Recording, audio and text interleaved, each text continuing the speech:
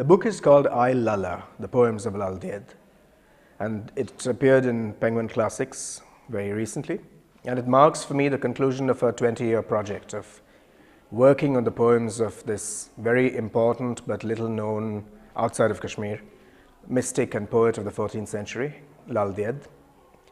Now, she is someone who has inspired generations of Kashmiris. It's a poetry of loss, of yearning for communion with the divine. It's also a poetry that's immensely critical of social and political conditions.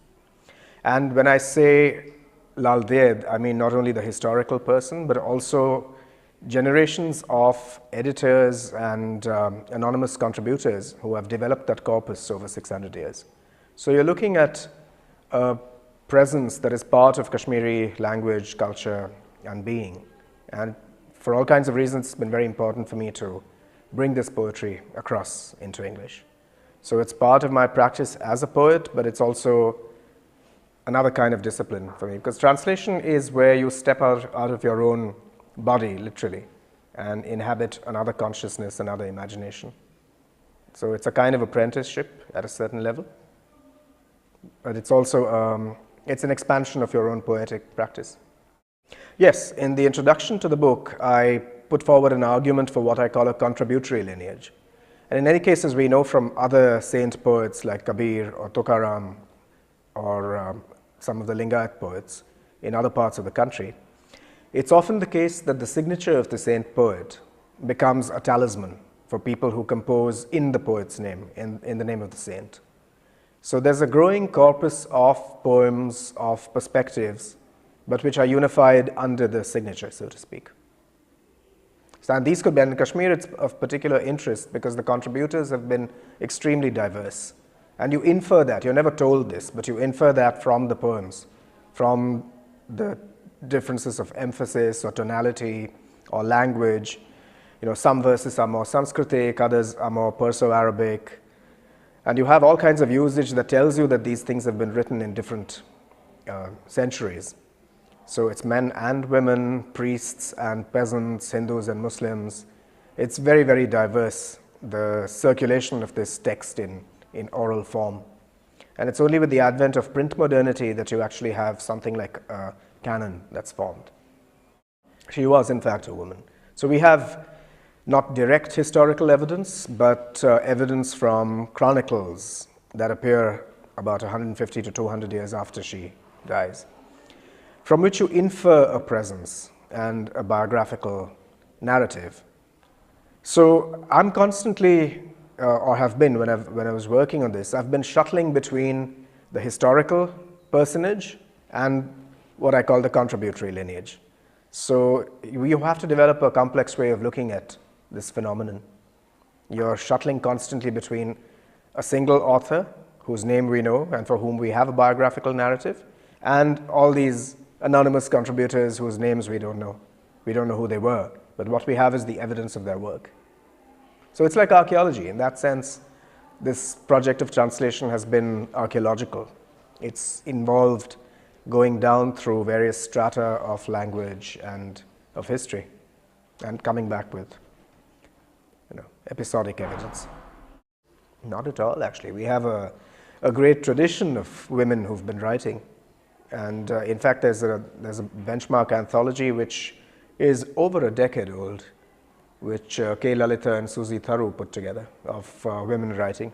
And some of the earliest women writers there would be contributors to the Upanishads and certainly the Buddhist nuns. I mean, we have the songs of the Buddhist nuns from the years BC, the Therigatha. So there's a very long and established lineage of women poets and women writers in the subcontinent. Well, my practice is hybrid. So I'm a poet, but I also work in cultural theory, and I'm a curator of contemporary art. So while these look like very diverse practices, they're all connected in some sense by 2 or 3 lines of inquiry that preoccupy me.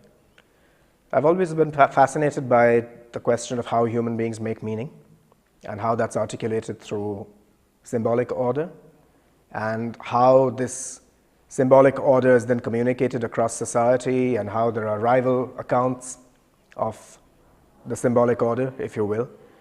So in one sense, cultural anthropology has always been a major rubric for me.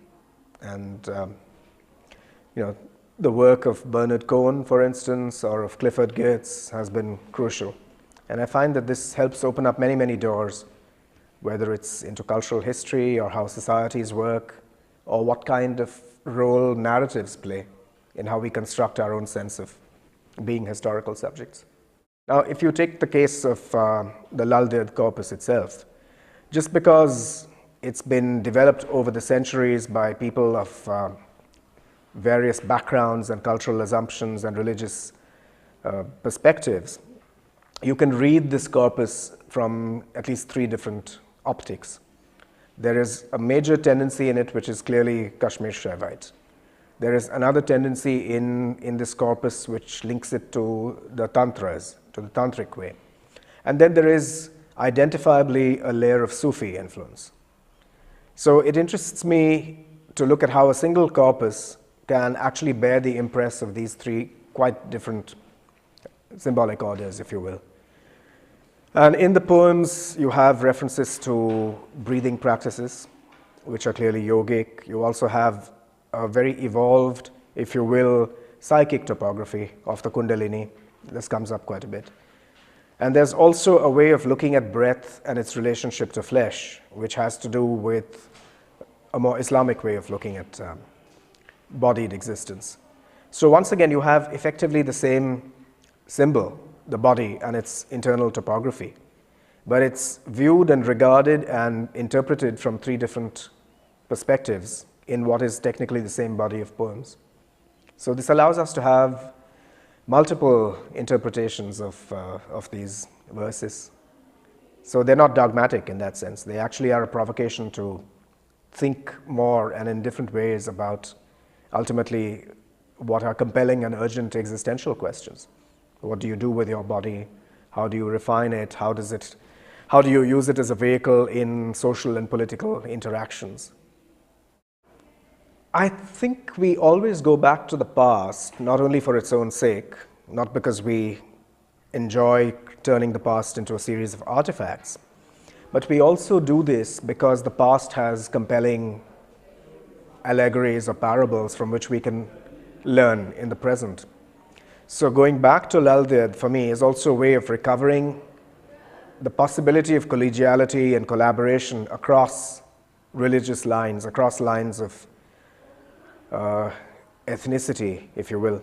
And I think that this corpus, with its contributory lineage and its very varied circulation, has a great deal to tell us about how we could lead our lives in the present. Because there is a very unnerving sectarianism that has emerged for us through modernity. It's extremely unfortunate, but our sense of a hard-edged, closed, tight identity is something that we inherit from the recent past. The further back you go, the more you see cultural confluence at work, the more you see multilingual, multi-perspectival hybridity. So I think we need to look back to these aspects of the past to set right things that have gone very wrong in our present. So for me, it's also a political enterprise to bring these poems and their contexts back into circulation now.